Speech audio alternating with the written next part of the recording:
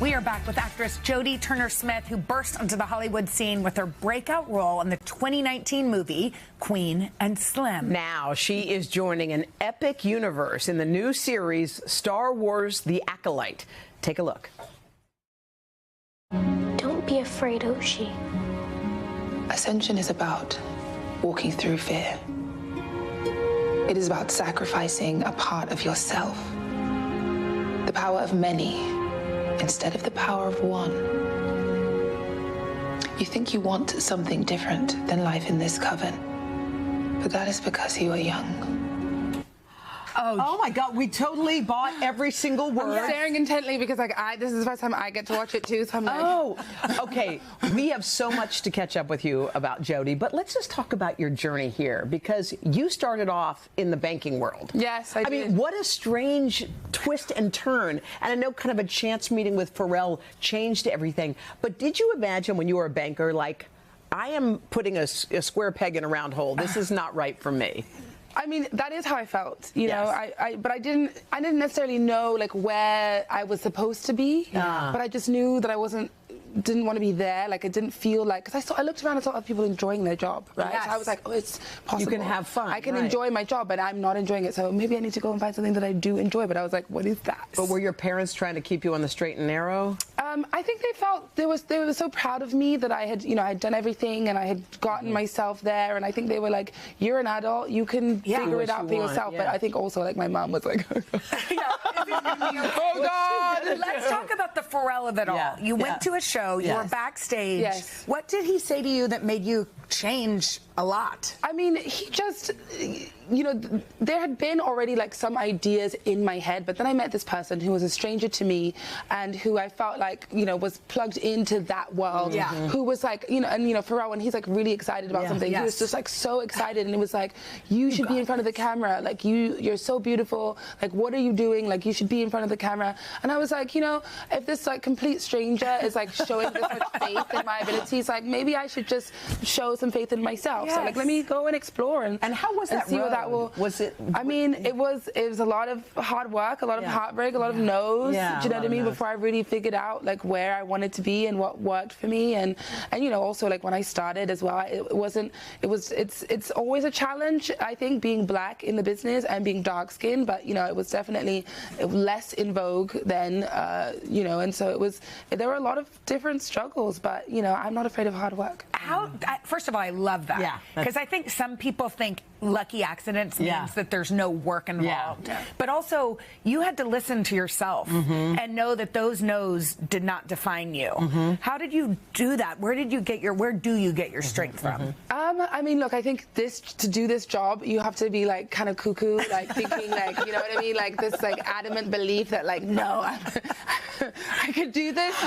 So part of it is that, like insanity. But well said. But the other thing is like, I also just always felt like God was showing me little signs along the way that would sort of affirm this belief that I had in myself. And I was just leaning into faith. Do you know what I mean? It's just faith, right?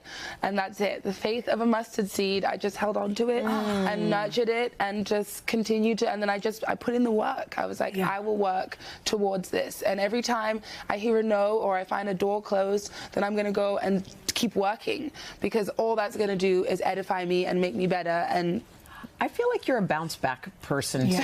I mean, anyone who can take all those no's, and both of us have had plenty of no's in our career. We know what it's like, not just professionally, but also personally. It's like sometimes when things don't go the way you want, it's like, how do you come back? So how did you navigate all that stuff? I think that, again, I mean, just like, and I come from an immigrant family, we were not wealthy. I think there's certain things that like are ingrained in you, and then like I'm a dark-skinned black woman. Like, if I let no stop me, I mean, I would be weeping in a corner somewhere. Do you know what I mean? Like, you just have to, you let it just roll off you, and that's all you can do. And then that's the work, is like, how do I get better at hearing no and not letting it destroy me? Like, how do I just move on and define me? And the way I do that is just by like, when you just stay focused on the work, then it's like, you're so busy. I know, we're into you. You're also a mom. You have a 4-year-old. I have a 4-year-old. She has a. You have a 4-year-old? I have a 4-year-old. I have a 5-year-old. And a Play date. Let's do it. Play date. What is becoming a mom done? Oh, honestly, it is my favorite thing about myself is that I am that girl's mother. I'm just so grateful that she chose me to be her mom, that I got to have that gift in life. It is my favorite thing. I mean, it is an honor to, and I think it's, I feel like, what is happening?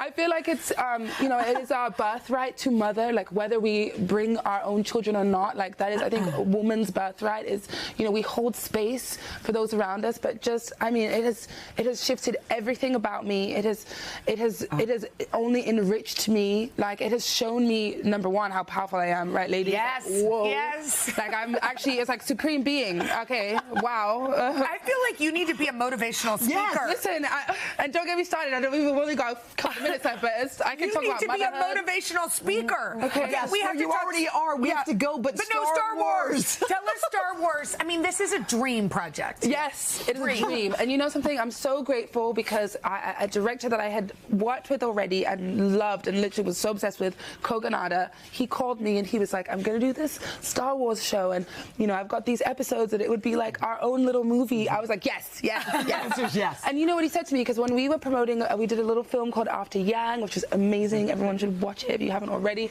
with Colin Farrell. And when we were promoting this film at Cannes Film Festival, I had just recently become a mother, and I was like literally like digging my nails into his arm, like, oh my God, I wish I had added some of these nuances now that I know this position. And so when he got, when he was asked by Leslie Headland, the amazing Leslie Headland, to do this show, he called me and he was like, I think about all the things that we talked about when you told me about your journey into motherhood. And this character is this powerful mother, this powerful witch mother. I was like, say that. Sounds so witch mother, I'm in. Well, okay, you're coming. Please come back. Come back. No, we want you to stay longer. I want to come back. We want you to come back all the time. Okay. Done and done. The Acolyte is streaming now on Disney+. You are such a lovely human. You Jodie, really are. thank you for coming to see us. We cried.